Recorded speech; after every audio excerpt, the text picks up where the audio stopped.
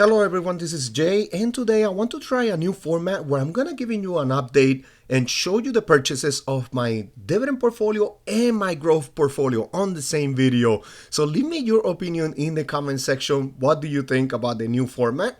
And then I'm also gonna show you right after the picks for the weekly challenge. I have 4 picks, 4 of my holdings for the weekly challenge for the month of August, which I'm gonna need you guys to pick on the poll that I'm gonna post later on today.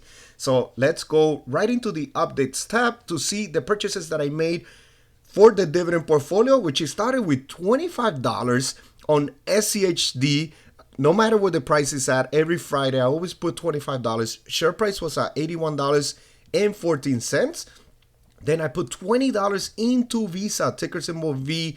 Share price was at $266.46. You guys know I want to have at least 4 shares by the end of the year. So I'm trying to build up this position right here. If I can get to 5 shares, I'm going to be even happier, honestly. But this is a position I really want to grow for the future, planning on holding long term. So right now, I'm trying to buy as much as possible. Then VYM, $15 into it. Share price was at $120.88. I know I've been lowering my contributions into VYM, but I want to grow some of my other positions that I have conviction, I guess, and then I also want to grow much faster as of right now. So, but VYM, it will be one position that I'm gonna continue buying on a weekly basis. Same thing with FXAIX. S&P 500 index fund from Fidelity, $10 every week, no matter what the price is at. Share price is at $185.75. Then I put $10 into each one of these 3 positions right here. 2 cup of coffees. Very easy, very simple. Ticker symbol PFE Pfizer. Share price was at $30.81. Then $10 into Kenvue. Ticker symbol KVUE. Share price is it was $18.59. Then $10 into Starbucks, which is another one I feel like it's at a good price right now to continue to pick up some more shares. Ticker symbol SBUX. Share price was at $75.89, and total in purchases were $99.86. And then now I'm gonna go into the growth portfolio, so I can show you the purchases that I made, and I had some cash in this portfolio built up. I was putting $20 every week. I felt like all the stocks had, or all my positions have ran up a lot in pricing, so I was building up my cash. And this week I saw a position on Amazon, so I put $75 into Amazon, ticker symbol AMZN, which is sold off after they announced earnings. And I know Jeff Bezos have been unloading shares pretty much. He has been selling a lot of shares. But I believe in Amazon long term. They continue to grow their businesses. The share price was at $161.63. I had a very small position. I only had like $30, which I'm going to show you in a minute. But I wanted to buy some more on Amazon. This is a position I want to grow also in this portfolio. I have very little money in it, which I'm gonna show you in a minute. Then Google, I put $20 into Google. Share price was at $165.39. Then VGT, Vanguard's information technology, $16 actually I put into this position. Share price was at $532.27. This one I was waiting on it because it ran up into $600 a share. And this is a position that I want to hold also long term for like at least 10 years. And then I'm most likely gonna sell and probably put it all into SCHD, depending on where I'm at, right? In 10 years from now, I'll probably do something like that and buy like, as much as possible of SCHD. That's the plan as of right now, but let's see where it goes, right? Then FNILX, which is a Fidelity Zero Large Cap Index Fund, $10 I put into it. Share price was at $19. This is one position that I really like because they don't charge me any expense ratio into this position, which is awesome. You should look into it if you are a Fidelity, if your brokerage is in the Fidelity infidelity. I'm sorry about that. All right, so this is my portfolio right here, and as you can see, Amazon is my last position right here. I only had like about $30 invested in it, but now I have about $100. It's not much, but I've been growing this portfolio right here with just $20 every week. So you guys can see that you can also do it on a budget. You don't need to have like hundreds of thousands of dollars to be an investor in the stock market. You could do it slowly. I've been doing it slowly. Of course, none of this is financial advice, guys, but I'm showing you my journey. Maybe it will motivate you to look into it, do some research, and help you with investing and try to build some of that generational wealth. But Amazon is 0.6 shares as of right now. I put $75 in it, so I'm happy about that. I'm still in the positive by 9%, which is also good. I was happy. I was up by like 30% because my cost per share right now is at $153.28, but my cost before was like at around $130. But I only had a very little money invested before it ran up. Then Google is another one of my positions, 1.4 shares. I bought some more. I'm in the positive by 15% still, but I bought on a dip during the last earnings that happened. And these earnings also, there was another dip. So I like to take advantage of the dips that these companies have. So I bought some more into Google. Tesla is one I haven't been buying since it ran up over my costs. But if it goes down under $200 again, I'll probably buy some more. This one I'm also planning on holding long term to see where they go with robotics and automation and all that, all that good stuff, right? That is for the future. VGT is another one I'm building this position. I'm up 12%, and FNILX also another one, 13%. And leave me in the comment section if you have any positions that you that are specifically for growth in your portfolio. This portfolio right here, hopefully I can use to boost my dividend portfolio. That's the plan with this portfolio right here. It is not to hold it long term and then maybe sell shares in retirement. I don't think I want that plan because I don't want to sell any of my shares on my dividend portfolio. I want that nice passive income. That is the plan with my dividend portfolio, which I'm gonna show you right now. And let's go into my dividend portfolio, and let's see, it is loading right now.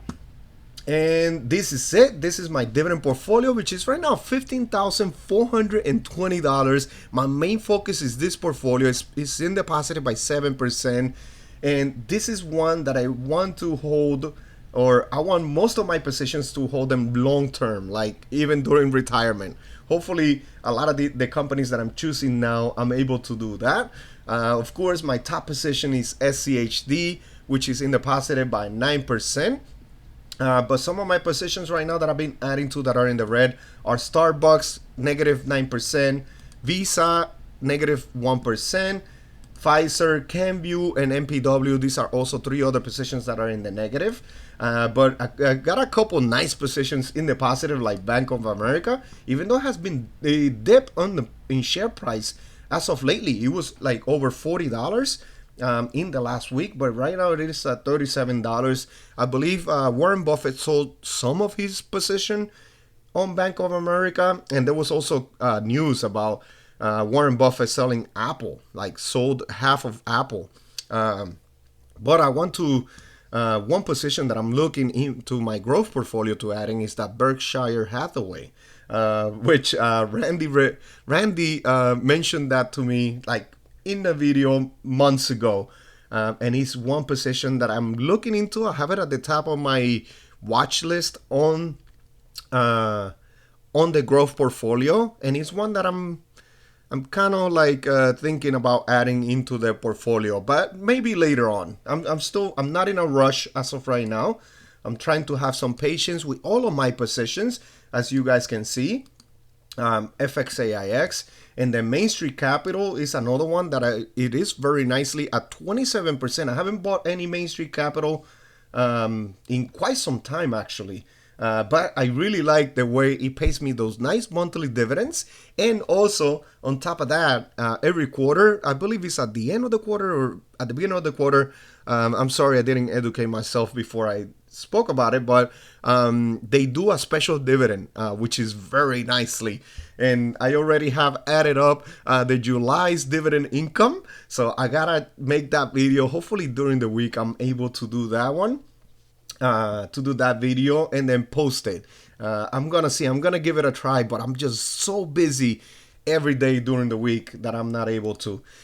And then you know what? Let me go into the weekly challenge so I could show you the picks. And then I would like for you to please leave me your opinion in the comment section and leave me if there's one pick that I should change. But these are the 4 picks that I have for the month of August. And I'm going to need you guys to choose in the poll that I'm going to post later on for the August challenge. The first one is ticker symbol V, Visa, one position. You guys know I continue to mention in every video. You guys are probably tired of it. But Visa, I want to grow this position very badly. So it's going to be one of my picks for the August challenge.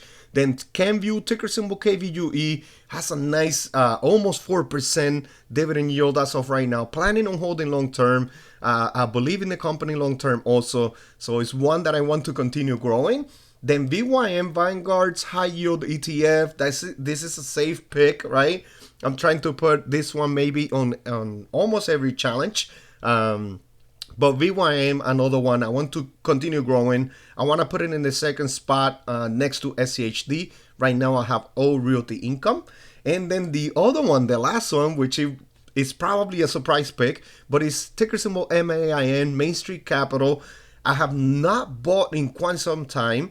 And also I know that the share price right now, it is very high compared to where I started buying at, which it was in the mid 30s. I even bought originally when I first bought, I bought like around $32, $33. I bought like 2-3 shares, I think it was.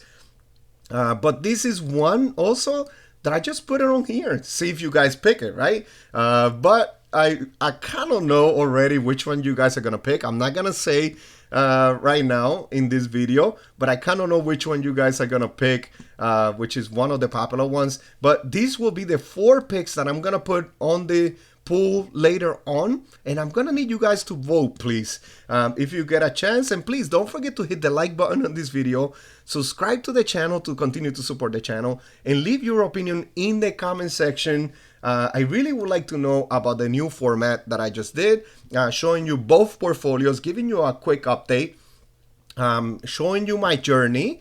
I also want to show you the dividend income that I'm receiving from this dividend portfolio, which is right here. Let me go a little bit more to, okay, so right here. So right here I have the column with the estimated next dividend per position right here, estimated yearly dividend per position right here, and there's a total right here at the bottom, which is a $549. I'm almost breaking the $550 estimated yearly dividends, which I should be breaking the next week. That's definitely awesome. I love seeing the growth.